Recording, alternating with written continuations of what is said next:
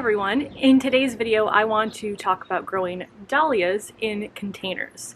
So I am not a dahlia expert. In fact, this is the first year I've really seen success with dahlias in my garden. The last couple years I've tried to grow them. They haven't been very happy. I had a couple that died and I had to remove some that just didn't get very large. But this year, basically I did things a little bit differently, and I want to go over what I did wrong in the past and what I did right this year. So starting off with what I did differently this year compared to the past. So before, I used to grow them in containers that weren't the most breathable, so things like ceramic pots or plastic pots. I was also choosing sizes that were too small. So what I switched to this year, if I actually show you down here, is a 7-gallon grow bag. So when you're looking for containers, what you want to do is look for something that's going to be breathable, which grow bags are great for. The flip side of that is that they tend to dry out a little bit faster than other types of pots. But because dahlias like to have breathable containers, I would err on the side of something that loses water too quickly rather than something that is going to retain that moisture and cause damage to the plant. When you're looking at the size of container, you also want to find something that's at least 12 inches in diameter. Now that can get costly as you go up with more traditional pots in sizes. The larger the pot, the more expensive it can get, which is another reason why I recommend using grow bags in this instance. Any plant that you need something really large for a container, if you go with a grow bag, it's going to be a lot more cost effective. Typically, most of my grow bags I have in the garden, I get them in packs, but they end up being about $5 per actual bag in the pack. So not expensive at all. They last me a couple years at least, so I would definitely recommend going with a grow bag if you're going to grow dahlias in your container garden. So moving on from the type of container and the size of container, I want to talk a little bit about the difference in how I started my dahlias. So in the past, I've always bought a plant, so a small plant that's already obviously broken through the soil, has leaves, maybe has some flowers on it. This year I actually started from the tubers themselves. So I got 2 tubers from a local garden center. I planted them in the soil in the grow bags, I think it was mid-April, and then anytime the weather seemed to look like it was going to get a little bit colder, I brought the bags inside overnight. So that's another great thing about container gardening with your dahlias, is that if you realize you put the plant out too early in the season, you can easily move it back inside. Another benefit also with the grow bags is that it's very lightweight. So it was super easy to move the bags in and out as I needed to throughout the growing season. But obviously now it's warm enough, we're in summer, they're very happy outside right now. The last thing I did differently, so better container, started them with the bulb instead of the plant, is the watering system. So I've been hand watering till this year when I installed a drip system, and I think I was just watering them way too often and way too much. So I was going around and kind of watering them as I would water all of my plants, and again, these like to have a little bit drier soil. They don't want to be too soggy. So I think switching them over to a drip system this year, they get watered on a regular basis. They're not getting as much water as they were getting when I was hand watering them all of the time. I can really adjust it for what this plant needs, and I know that it's going to be much happier. So now I want to talk a little bit about how I planted the bulbs that I got this year. So basically, in the bag itself is just a mixture of potting soil. Again, you want to make sure you're using soil meant for containers, and then also an inch thick layer of compost. So that's all that I started with in this grow bag. Now, I was reading a few different strategies on how to plant your dahlias, and some people recommended, not putting the soil all the way up in the container, kind of filling the soil as the plant starts to grow. I am an impatient person, so I just did it all at once, and I obviously didn't have any issues. I'll actually link to the video that I followed as far as the specifics around planting. I think it was very helpful, and the woman had an awesome personality, so I'll link that down below so that you guys can see it as well. But other than the compost that I started with, I have been using a liquid fertilizer now that it's actually a lot larger. And you want to look for a fertilizer that's going to be a bit lower in nitrogen. That's what the dahlias really prefer. So I use the Fox Farm, I think it's the tiger bloom that has low nitrogen, and that's going to be the first number that you're looking at on your fertilizer. And I fertilize this about once every 2 weeks, 2 to 3 I'd say. I don't want to over fertilize because that can also stunt the growth and impact the blooms. So I'm not fertilizing it as often as, let's say, my petunias, which love to get fertilizer every week.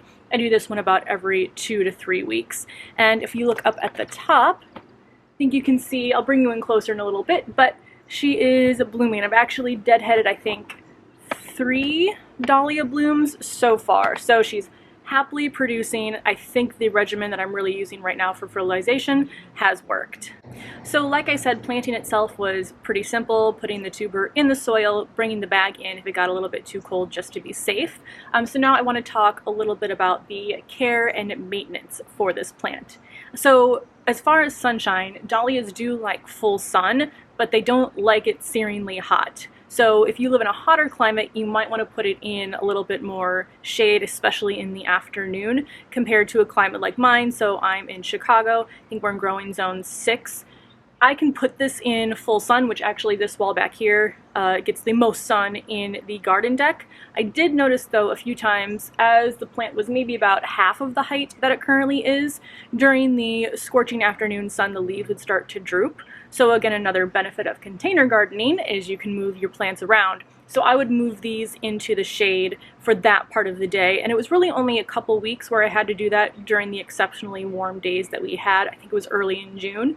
But now that she is a little bit closer to full grown, they do completely fine in the full sun. I think today is going to be 90 degrees, which compared to other parts of the country is not that hot, but for here it is really warm, and they've been doing fine in that kind of weather lately. But again, if you do start to see the leaves drooping and you do have it in a container that's movable, just go ahead and put it in the shade for those really hot mid-afternoon days. Most dahlias will want to be staked as they grow taller. I haven't staked mine yet. Again, I'm a person that kind of doesn't prepare much ahead of time, but as I start to see the issues, then I'll go in and kind of tend to the needs of the plant. So I haven't had to stake it so far. It's still pretty solid. I'll keep an eye on it to see if that's something that I need to add, but what I've been doing with some of my sunflowers is actually using twine and kind of looping it together around the stems of the plant and just keeping them all upright. So I'm not too worried about putting a stake actually into the soil to support the plant, because that's not what I'm actually going to use, so I don't have to worry about damaging the roots. If I do end up having to stake this dahlia, then I will take you along with me and show you how I've been staking up some of my taller plants with that twine. If you want to prevent your plant from getting too tall and narrow and making it a little bit more susceptible to breaking in the wind, you can actually deadhead and cut back the plant to encourage bushier growth.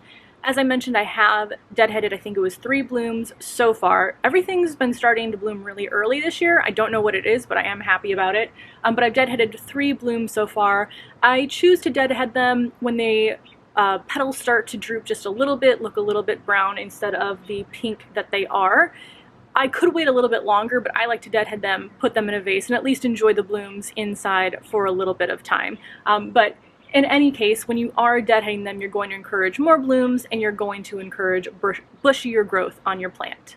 The last thing I want to talk about is winter care for your dahlias. If you live in a warm climate where you have pretty mild winters, then you can leave the tubers in the ground to come back next year. However, if you are container gardening, the containers are going to get colder in the winter than if it was in the ground, so you want to keep that in mind.